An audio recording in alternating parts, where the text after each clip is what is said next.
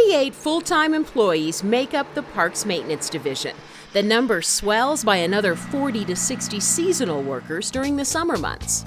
Come winter, the division sometimes fields the question, what do you do when you aren't mowing grass? Tennis court maintenance, fences, holiday light display, move trees, the backstops, trash pickup, parking lot maintenance, tree pruning, safety inspections, shrub bed maintenance, trap 3 beavers, restain, rebuild, replace wood, trail maintenance. Ah, we get it.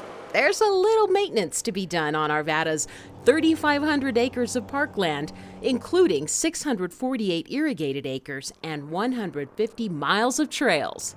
And then there are the 240 snow removal routes they're responsible for, too.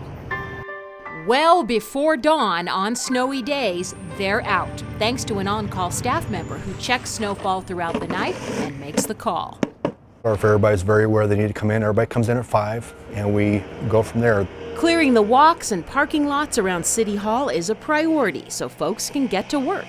All the city facilities, whether it's Arvada Center, City Hall, the food bank, and then of course all of our trails and school routes and all those things are all included in our snow removal operations.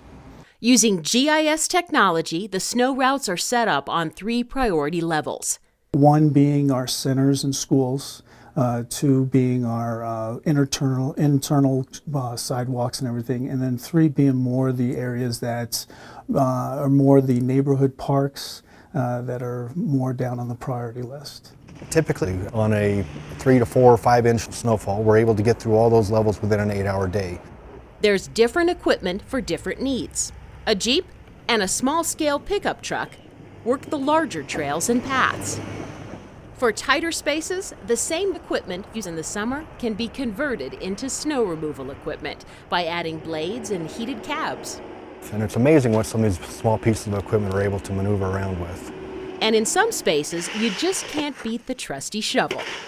But when it isn't snowing, crews catch up with normal everyday upkeep, such as emptying trash barrels.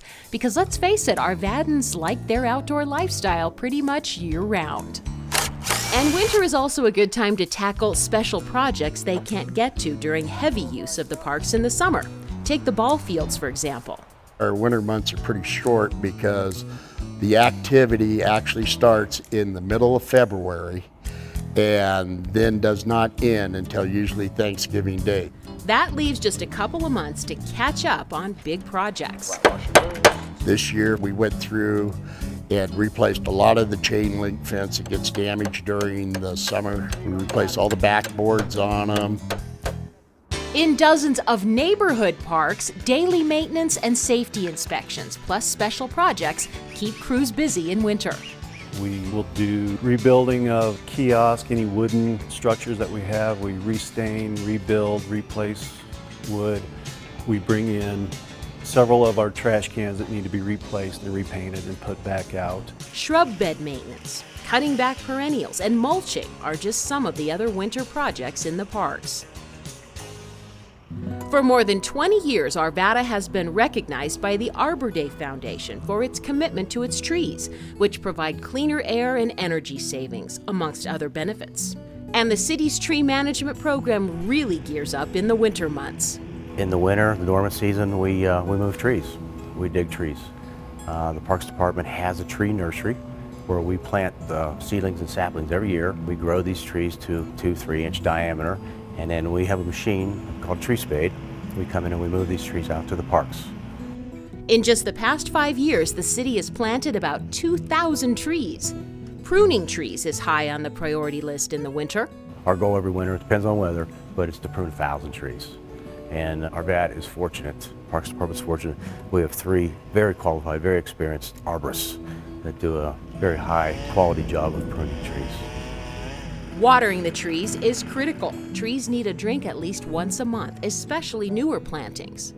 Every November, about 1,500 trees are wrapped to prevent damage from Colorado's extreme temperatures. There's another somewhat odd task on their agenda. A lot of people don't realize this, but we have beaver problems in our parks. Ralston Cove is a prime example. Right down here along Ralston Creek, we had to bring in a trapper. Beavers cutting down trees every night, big trees, and we trapped 3 beavers out of there, so we deal with that. Some domestic critters keep crews busy year-round too. Dog waste barrels are emptied every week. Not a very pleasant job, but if you ask them, they're going to tell you that they would rather have the waste in the cans than spread out all over the open space areas. So we appreciate everybody that picks up after their dog out there.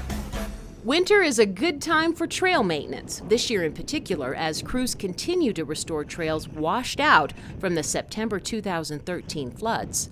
And they're out there daily, weather permitting, putting tons and tons of rock back in those trails and smoothing it out. Graffiti removal, mulching Christmas trees, working with adopt-a-trail groups are all in a winter day's work, as the Parks Maintenance Division keeps Arvada's parks beautiful and ready to enjoy.